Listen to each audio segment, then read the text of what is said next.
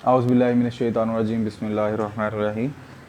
आज class 9 physics का जो आपका लेक्चर है वो है फ्रिक्शन पे। फ्रिक्शन के बारे में हम अपने पिछले टॉपिक के अंदर बात कर चुके हैं। फ्रिक्शन क्या है? ये दो बॉडीज़ जब एक दूसरे के साथ रगड़ खा के मूव करती हैं तो उनके दरमियान जो फोर्स होती है वो फ्रिक्शन होती है। अगर आप अपने दोनों हाथों की हथेलियों को रगड़ते हैं तो इसमें जो हीट पैदा होती है वो भी फ्रिक्शन ही की वजह से होती है, क्योंकि आपके दोनों हाथों के अंदर जो आपके प्रिंट्स हैं, हैंड प्रिंट्स हैं, फिंगर प्रिंट्स हैं, ये आपस में एक दूसरे के साथ फ्रिक्शन प्रोड्यूस करते हैं, जिसकी वजह से वहाँ पर हीट प्रोड्यूस होती है। तो यहाँ हमारे पास बहुत सी एग्जांपल्स वो देगा और फ्रिक्शन के बारे में वो आपको बताएगा। फ्रिक्शन किन सूरतों में बहुत ज़्यादा हो सकती है, किन सूरतों में बहुत कम हो सकती है, तो ये आपके पास हम यहाँ देखेंगे। Have you notice why a moving ball stops? हमने एक बॉल को हिट किया बैट के साथ।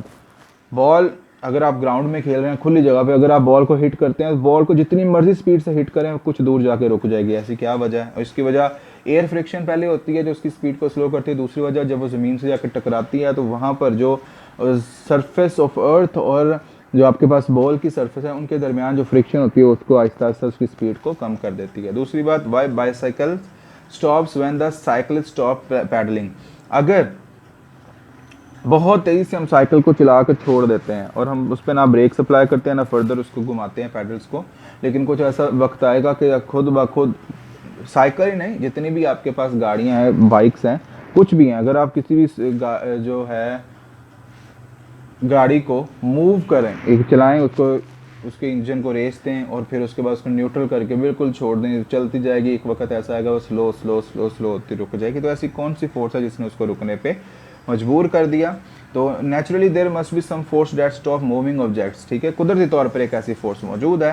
Since a force not only moves an object but also stop moving, ये चलने में भी मदद देती है और रुकने में भी मदद देती है। मतलब अगर सिर्फ बिल्कुल स्मूथ रोड्स हो जाए, बिल्कुल स्मूथ, जिन पे किसी भी किस्म की फ्रिक्शन ना हो, तो आप ना चल सकते हो उस पर और ना ही आपकी गाड़ी आगे मूव कर सकती है, क्योंकि आप बिल्कुल स्मूथ हैं तो वो आपका टायर वहीं पर ही कॉइल कर घूमता चला जाएगा और वो आगे मूव ही नहीं करेगा। तो फ्रिक्शन जो है ये एक ऐसी चीज़ है कि जिसकी वजह से हम मूव करते हैं। तो क्या है जी फ्रिक्शन की definition? The force that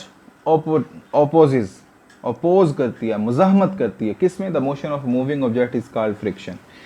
friction is the force, ये आपके पास एक ऐसी फोर्स है, comes into action as soon as body. ये आपके पास क्या है कि जैसे जैसे आपके पास बॉडी इज पुश्ड और पुल्ड ओवर अ सरफेस, जैसे हम किसी को पुश करते हैं, धकेलते हैं, ये खींचते हैं, pulled over the surface. In case of solids the force friction between two body depends upon many factors such as nature of two surfaces in contact and the pressing force between them. यानी कि हम कितनी इसको force लगा रहे हैं, कितने Newton's की फोर्स अप्लाई कर रहे हैं। या अगर सॉलिड है, सॉलिड क्या है? वो आपके पास कोई शीट है लोहे की जो स्मूथ है, वो जिसके ऊपर मूव कर रही है, क्या वो भी स्मूथ है या वो रफ सरफेस है? तो ये सारी चीज़ें जो है वो आपके पास जो डिपेंड करती हैं किसी भी। रब योर पाम, मैंने पहले एग्जांपल आपको दी, over different surfaces such as table, carpet, polished marble, surface brick, etc. You will find smoother is the surface, easier is to it is to move your palm over the surface. Moreover, harder you press your palm over the surface, more difficult would it be to move. तो ये दोनों बातें हो रही होती हैं आपके पास कि अगर आपके पास स्मूथ सरफेस है तो आपका जो हाथ है बहुत स्मूथली जो है वो इस पर फिरेगा, और अगर आपके पास आपकी जो सरफेस है वो स्मूथ नहीं है बल्कि हार्ड है तो वहाँ पर ज़्यादा फ्रिक्शन, ज़्यादा फोर्स आपको लगानी पड़ेगी। तो यहाँ आपके पास वो कुछ बताएगा आपको आगे फर्दर कि देखें, जब हमारे पास किसी भी बॉडी को जितनी मर्जी वो स्मूथ नज़र आ रही हो, अगर हम उसको माइक्रोस्कोप से देखेंगे तो हमें उसके अंदर जो है वो होल्स नज़र आएंगे, ऐसे जिनको कोल्ड वेल्ड्स का नाम दिया जाता है, कि जिसमें सरफेसेस जो है वो फंस जाती हैं एक दूसरे की, और जब हम फोर्स लगाते हैं तो फिर वो मूव करती हैं वहाँ पर। तो यहाँ पर आपके पास है कि वाई फ्रिक्शन अपोजेस मोशन, तो no surface is perfectly smooth, कोई भी नहीं होती, मैंने आपको पहले कहा। A surface that appear smooth has pits and bumps, तो उसके अंदर पिट्स एंड बम्प्स होते ही होते हैं। That can be seen under a microscope, जिसको हम माइक्रोस्कोप की मदद से देख सकते हैं। जितनी मर्जी स्मूथ सरफेस हो उसके अंदर ज़रूर होते हैं pits and bumps. Two wooden blocks with their polish surface in contact, ठीक है। अब मैग्नीफाइड व्यू, मैग्नीफाइड मतलब कि माइक्रोस्कोप वगैरह या कोई भी ऐसा जो ग्लास जो उसको ग्रे बड़ा करके लार्ज करके दिखाए।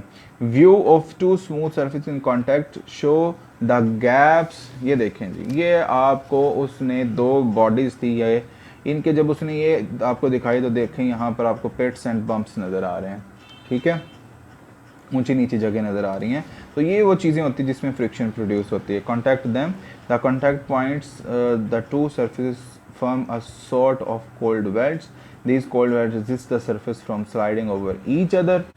जब आपके पास ये सारा होता है तो उस सूरत में क्या है, एडिंग वेट ओवर द, और उसके ऊपर उसका वेट भी होता है और पेट एंड बम्प्स भी होते हैं, जिसकी वजह से वहाँ पर बहुत ज़्यादा फ्रिक्शन प्रोड्यूस होती है।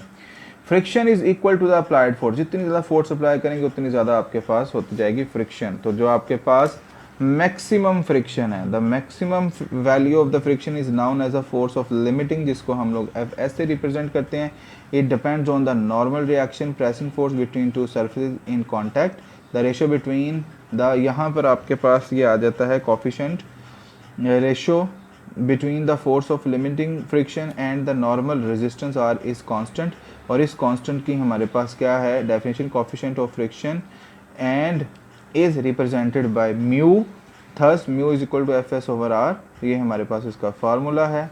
और अगर हमारे पास, क्योंकि R जो है वो क्या है, वो आपके पास एक फोर्स है, तो उस फोर्स इज इक्वल टू होता है mg, यानी क्योंकि ये आपके पास ग्रेविटेशनल के साथ है उसी वजह से mg आ जाता है। तो हमारा अगर यहाँ पुट कर दें तो हमारे पास जो लिमिटिंग फ्रिक्शन है वो किसके बराबर आएगा, म्यू mg के इक्वल आ जाएगा। तो म्यू क्या है, कांस्टेंट है। जैसे ये देखें यहाँ इसने मुख्तलिफ सर्फेसिस दिए, उनके दरमियान फ्रिक्शन बताई हुई है। लिमिटिंग कम से कम कितनी फ्रिक्शन, और कांस्टेंट क्या होता है, ग्लास और ग्लास के दरमियान 0.9 जो है वो फ्रिक्शन कांस्टेंट होता है, कोफिशिएंट ऑफ फ्रिक्शन की वैल्यू होती है। इसी तरह ये उसने मुख्तलिफ की वैल्यूज़ आपको गिवन दी हुई है। तो ये म्यू है।